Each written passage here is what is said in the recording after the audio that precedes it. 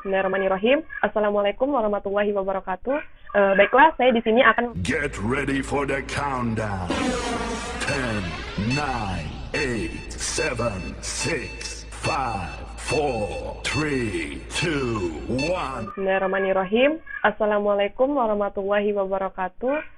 Baiklah, saya di sini akan menjelaskan tentang kebijakan publik. Kebijakan publik atau public policy yang diambil pemerintah di belahan dunia manapun, termasuk di Indonesia, merupakan aktivitas pemerintah untuk memecahkan masalah yang terjadi di tengah masyarakat, baik secara langsung maupun melalui berbagai lembaga pemerintah.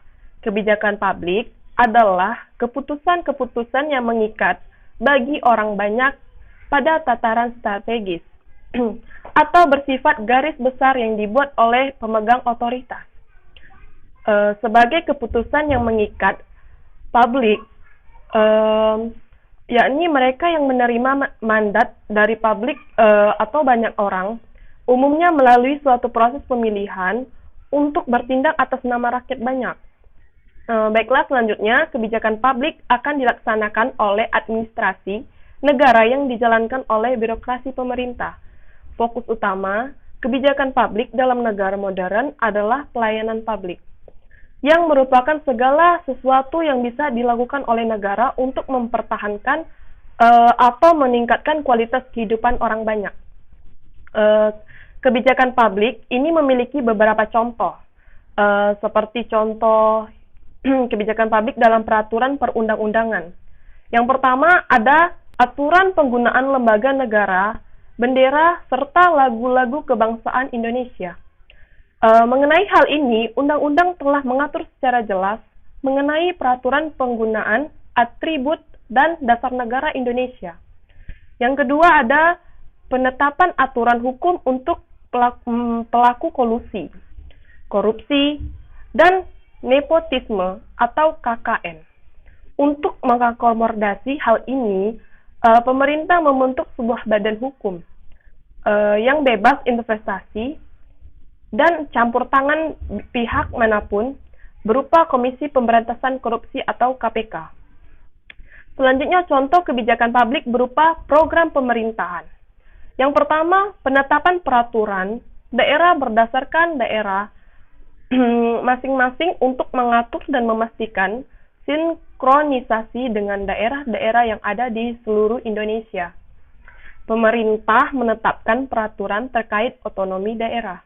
Yang kedua yaitu penetapan anggaran tahun sesuai dengan yang termuat dan telah diuji dalam anggaran pendapatan belanja negara atau bisa disebut dengan APBN dan anggaran pendapatan belanja daerah atau APBD. Teknologi kebijakan publik menunjukkan pada serangkaian peralatan pelaksanaan yang luas, lebih dari peraturan perundang-undangan, mencakup juga aspek anggaran dan struktur pelaksanaan. Siklus kebijakan publik sendiri bisa dikaitkan dengan pembuatan kebijakan, pelaksanaan kebijakan, dan evaluasi kebijakan. Bagaimana keterlibatan publik dalam setiap tahapan kebijakan bisa menjadi ukur tentang tingkat kepatuhan negara kepada amanat rakyat yang berdaulat atasnya. Setelah kebijakan publik dibuat, publik harus mengetahui apa yang menjadi agenda kebijakan atau dengan kata lain, apa persoalan yang ingin diselesaikan dan apa prioritasnya. Apakah publik diperbolehkan memberi masukan yang berpengaruh terhadap isi kebijakan publik yang akan dilahirkan? Menurut Charles J. Frederick, sebagaimana dikutip Leo Agustino tahun 2008, mendefinisikan kebijakan sebagai serangkaian tindakan atau kegiatan yang diusulkan seseorang, kelompok, atau pemerintah dalam suatu lingkungan tertentu di mana terdapat hambatan-hambatan atau kesulitan-kesulitan dan kesempatan terhadap pelaksanaan usulan kebijakan tersebut dalam rangka mencapai tujuan tertentu.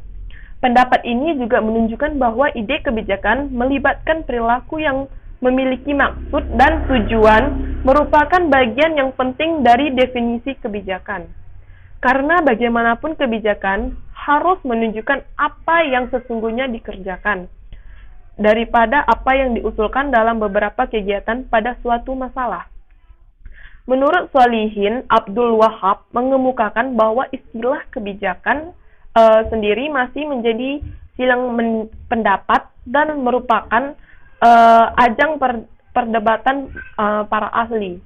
Maka untuk memahami istilah kebijakan, Sholihin Abdul Wahab memberikan beberapa pedoman sebagai berikut. Yang pertama itu ada kebijakan harus dibedakan dari keputusan. Yang kedua itu ada kebijakan sebenarnya tidak serta-merta dapat dibedakan dari administrasi. Yang ketiga itu ada kebijakan mencakup perilaku dan harapan-harapan. Yang keempat itu ada kebijakan mencakup ketiadaan tindakan ataupun adanya tindakan. Yang kelima itu ada kebijakan biasanya mempunyai hasil akhir yang akan tercapai.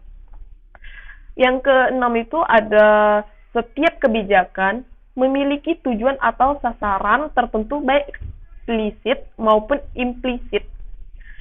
Yang ketujuh itu ada kebijakan muncul dari suatu proses yang berlangsung sepanjang waktu. Yang kedelapan itu ada kebijakan meliputi hubungan-hubungan yang bersifat antar organisasi dan yang bersifat intraorganisasi.